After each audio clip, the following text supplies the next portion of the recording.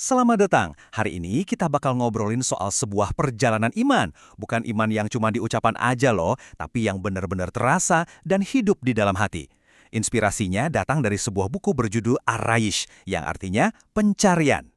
Oke, kita mulai dengan satu perumpamaan yang kena banget, dan ini jadi inti dari cerita kita. Coba dibayangin, cuma bilang gula-gula, kan nggak otomatis bikin mulut kita jadi manis. Nah sama juga, cuma bilang aku percaya, ternyata belum tentu menjadikan kita orang yang beneran beriman. Ini bener-bener ngajak kita buat ngaca. Keyakinan kita tuh nyata atau jangan-jangan cuma sebatas kata-kata. Sekarang kita kenalan yuk sama tokoh utamanya. Namanya Barish, seorang anak muda yang jadi pusat cerita kita. Jadi, siapa sih Barish ini? Kalau kita lihat dari luar, dia ini kelihatannya paket lengkap. Masih muda, dari keluarga yang agamanya kuat, dan dia sendiri ngaku sebagai seorang muslim seutuhnya. Dia cinta banget sama Tuhan dan Rasul-Nya, bahkan paling semangat kalau harus membela agamanya. Tapi, nah ini dia tapinya. Ada sesuatu yang krusial banget yang justru kosong dalam kesehariannya.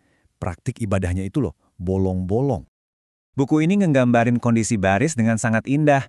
Imannya itu kayak benih yang belum pernah kena air. Coba bayangin deh, ada potensi yang besar di situ.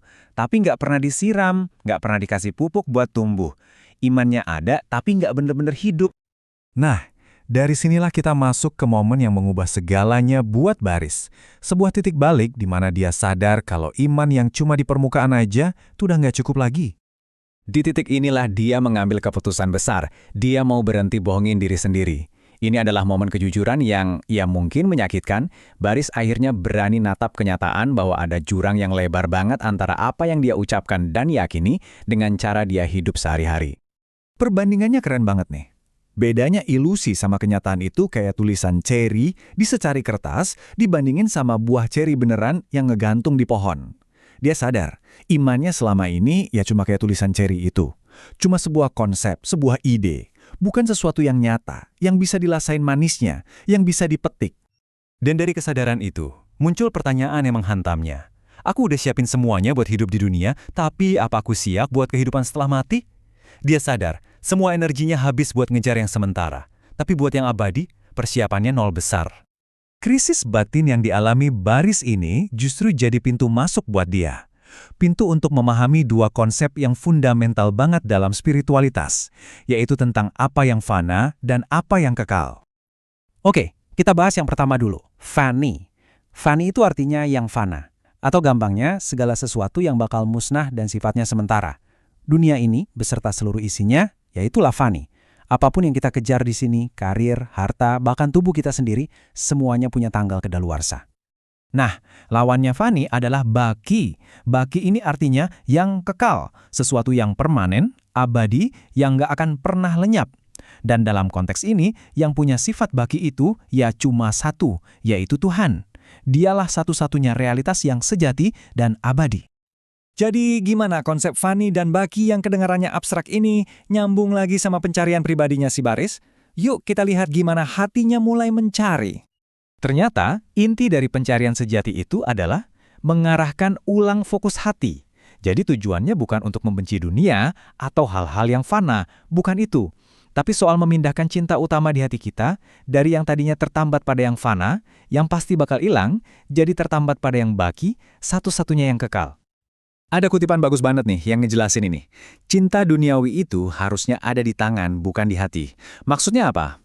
Ya kita boleh aja kok punya dunia, kerja, nikmatin hasilnya. Tapi itu semua cukup di genggaman tangan aja, jangan sampai masuk dan menguasai ruang di hati kita. Kenapa begitu? Karena pada dasarnya hati itu adalah ruang spesial yang disediakan hanya untuk Tuhan. Kalau ruang itu malah kita isi penuh sama cinta buat hal-hal yang fana, ya berarti hati kita nggak berfungsi sebagaimana mestinya kan? Terus, gimana caranya biar hati kita tetap fokus ke yang kekal? Ada 3 langkah praktisnya. Pertama, arahkan cinta kita dengan benar. Cinta utamanya ya cuma buat yang kekal. Kedua, jaga cinta duniawi itu supaya nggak masuk ke inti hati kita. Cukup di tangan saja. Dan ketiga, pastikan semua niat kita sejalan dengan kehendaknya. Oke, sekarang kita coba lihat gambaran yang lebih besar. Kita geser sedikit dari kisah personal Barish ke taruhan universal dari pencarian spiritual ini. Apa sih dampaknya kalau kita berhasil atau gagal dalam pencarian ini? Ada sebuah persamaan hakiki yang luar biasa. Bunyinya gini, Siapa yang berhasil menemukan yang kekal, dia itu pada dasarnya telah menemukan segalanya. Kenapa? Karena dia sudah menemukan satu-satunya hal yang punya nilai abadi yang benar-benar berarti. Dan tentu ada juga sisi sebaliknya, yaitu kerugian hakiki. Siapapun yang kehilangan yang kekal, dia kehilangan segalanya. Nggak peduli seberapa banyak harta atau pencapaian duniawi yang dia kumpulkan, kalau koneksi dengan yang kekal itu putus, pada akhirnya semua itu nggak ada nilainya. Nah, kita udah ngikutin perjalanan baris kan? Dari iman yang cuma di kata-kata, sampai iman yang meresap di hati.